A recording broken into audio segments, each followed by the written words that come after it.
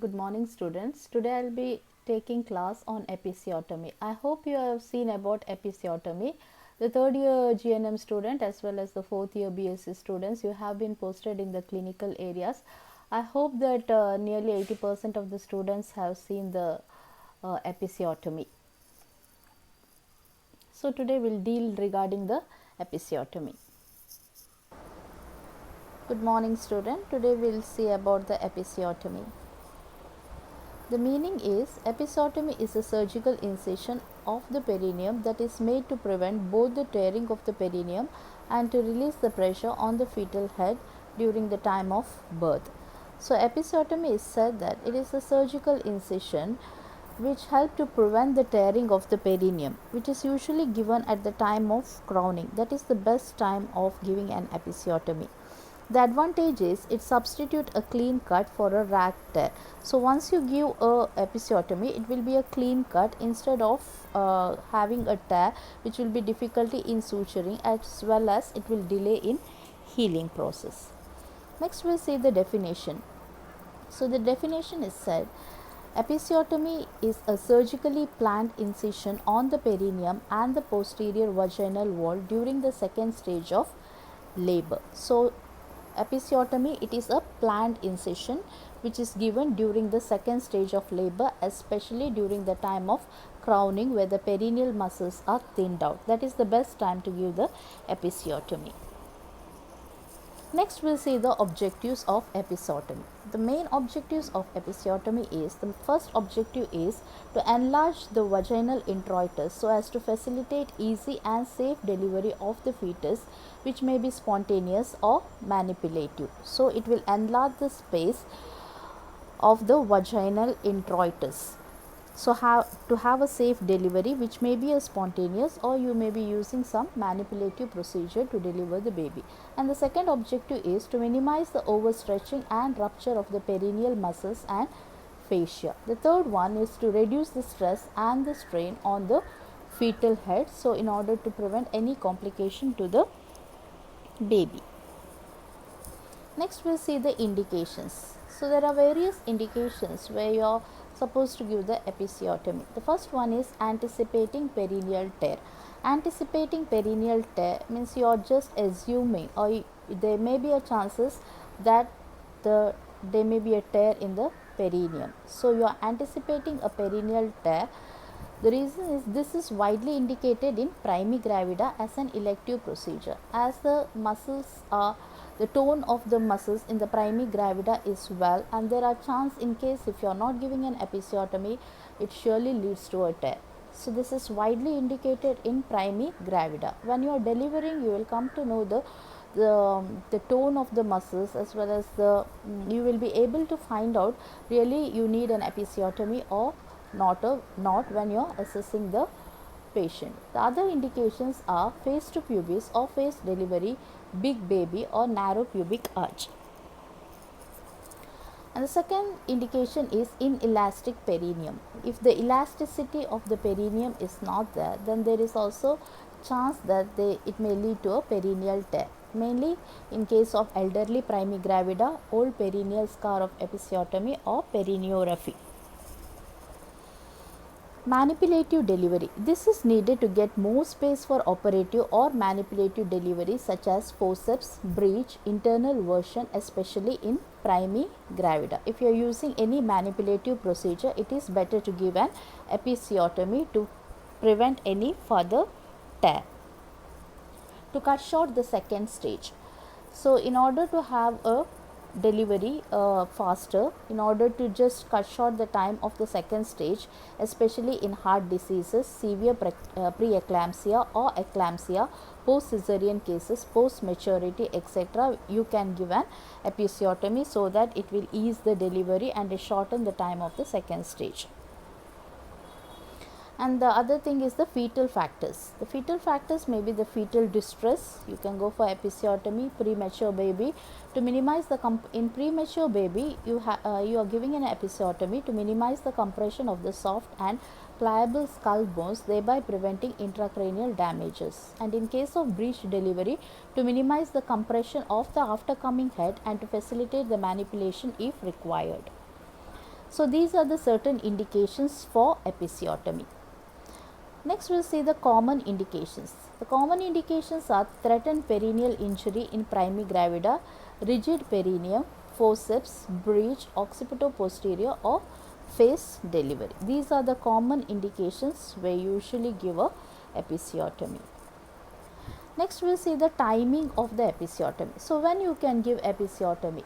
As I already said you before, the exact time for giving episiotomy is during the crowning. So in crowning what happens is, because the bulging thinned perineum, you can see that the perineum will be thinned out during the contraction just prior to the crowning.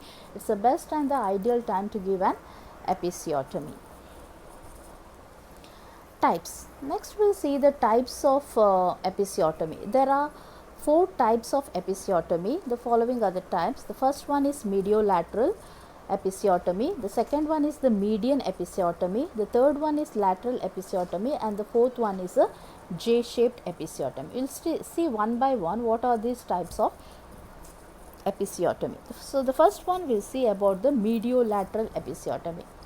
So in mediolateral episiotomy, the incision is made downwards and outwards from the midpoint of the forecheek, either to the right or to the left. So you can use the right side or even the left side, but the incisions start directly from the forecheek downwards and outwards. It is directed diagonally in a straight line which runs about 2.5 centimeters away from the anus. So episiotomy is usually extends to 2.5 centimeters. Some doctors even they give a mini episiotomy which may extend nearly to 1.5 to 2 centimeters.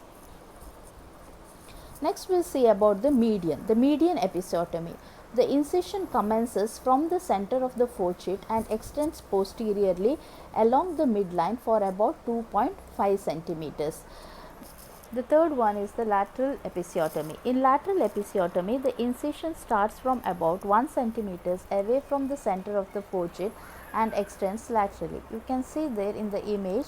So in mediolateral we are giving incision right from the center of the forecheek to the lateral, either to the right or the left. The difference in lateral episiotomy is the incision starts from about 1 centimeters away from the center of the forecheek. Most of the doctors apply this type of episiotomy. The last one is a J-shaped episiotomy. In J-shaped episiotomy, the incision begins in the center of the forecheek and it is directed posteriorly along the midline for about 1.5 centimeters. That is, you are giving a straight cut for about 1.5 centimeters and then you are directing downwards and outwards, that is in a 5 o'clock or in a 7 o'clock position to avoid the anal sphincter. So this is the J-shaped episiotomy. So these are the 4 types of episiotomy which we have seen. Next we will see the steps of mediolateral episiotomy. So most of them perform a mediolateral episiotomy. So we will see the steps of the mediolateral episiotomy. So first we will see what are the structures which get cut during while performing an episiotomy. So you can see the structures which are involved during the cut are the first one, the posterior vaginal wall, the superficial and the deep transverse perineal muscles, bulbospongiosus and the part of lavatory ani, the fascia covering those muscles, transverse perineal branches of pudendal vessels and nerves, subcutaneous tissues and skin. So these are the structures which are involved in the cut. Next we will see about the repair, how you will repair an episiotomy. So once you give an episiotomy, there are chances that sometimes it bleeds heavily or most of the times not. So one nurse who is assisting the person, she has to have a compression on the perineal area or on the cut of the muscles. So we will see the timing of repair. For repairing, the repair is done soon after the expulsion of the placenta. So it has said that even you should not be very hurried to clear the to repair the episiotomy, or it should not be delayed also. So the repair is done soon after the expulsion of the placenta. So once the placenta is expelled completely, then you are going to suture the episiotomy. If repair is done prior to that, disruption of the wound is inevitable if subsequent manual removal or exploration of the genital tract is needed. So, if doctor is in a hurry and she just wanted to finish her work without removing a placenta, until the placenta gets separated, she starts suturing, but it should not be done so. So, it may lead to some other problem. So, in order to avoid that, it is better to suture once the placenta is completely removed. Oozing during this period should be controlled by pressure with a sterile gauze swab and bleeding by the artery forceps. Early repair prevents sepsis and eliminates the patient's prolonged apprehension of the stitches. Preliminaries. So, what are the preliminaries which you have to do or keep in mind and perform along with the patients when you do an episiotomy suturing or the repair of the episiotomy? The first one is the patient is placed in a lithotomy position. A good source of light from behind is needed. The perineum, including the wounded area, is cleaned with the antiseptic solution, and you also have to drape the patient and see that the area is sterile. Blood clot is removed from the vagina and the wounded area. The patient is draped properly and the repair is done under strict aseptic precautions. If the repair field is obscured by oozing of blood from above, a vaginal pack may be inserted and is placed high up. That is the vaginal pack. You can make use of a tampons. So, a long tampons can be inserted into the vagina if there is a bleeding, because sometimes this bleeding will cause a hindrance while suturing. In order to avoid this, you can just plug the vagina with a tampon, and after repairing, you don't forget to remove the pack. Do not forget to remove the pack after the repair is completed. So, these are the preliminaries. And the repair is done under 3 layers, and the principles of repair is the first thing is the perfect hemostasis in order to avoid any bleeding, to obliterate the dead space, and the suture without tension. These things you have to keep in mind for repair or for suturing the episiotomy. The repair is done under the following order. The first is vaginal mucosa and submucosal tissue. The second one, you are suturing the perineal muscle, and finally the skin and the subcutaneous tissue. So, some use the continuous suture and some use an intermittent sutures. Usually for vaginal mucosa and submucosal tissues, they use a continuous suturing, and they use intermittent suturing for the perineal muscles, and also the for the skin and the subcutaneous tissue they use intermittent suturing, and it depends on the obstetrician the way they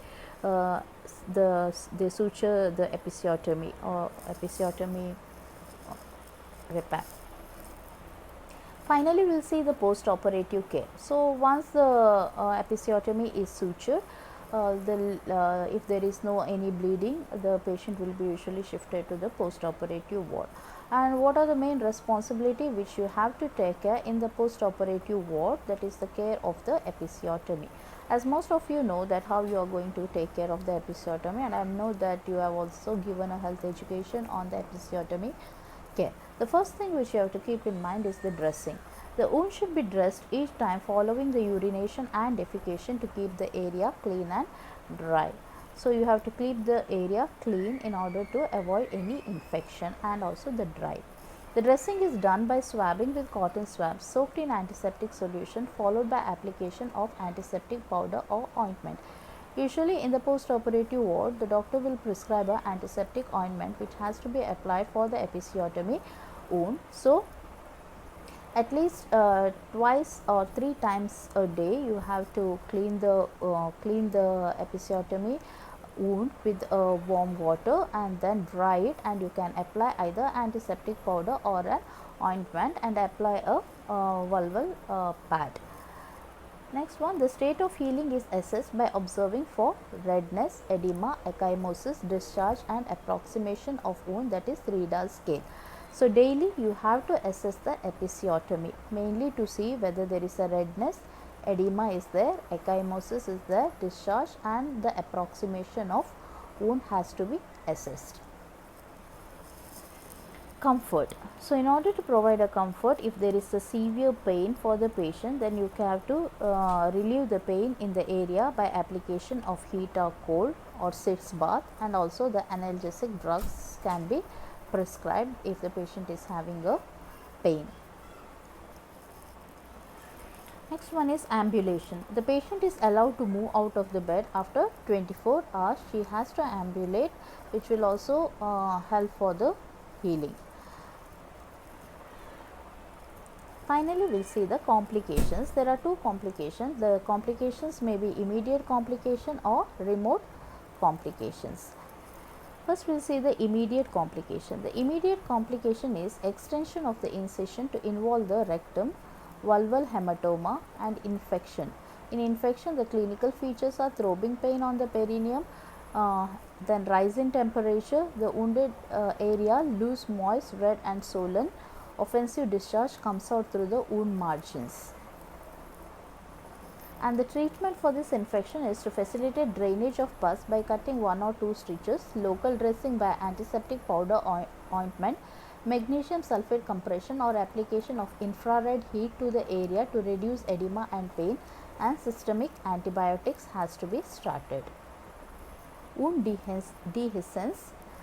In wound dehiscence, that is usually what suture has been applied, there may be a gaping in the area. Infection is the principal cause of wound disruption or non-union. The wound should be dressed daily until the local infection subsides and healthy granulation tissue forms in the margin. Secondary sutures are given under local anesthesia using cutting needle and nylon. And the remote complications are dyspareunia. This is due to a narrow vaginal introitus which may result from faulty technique of repair or due to painful perineal scar.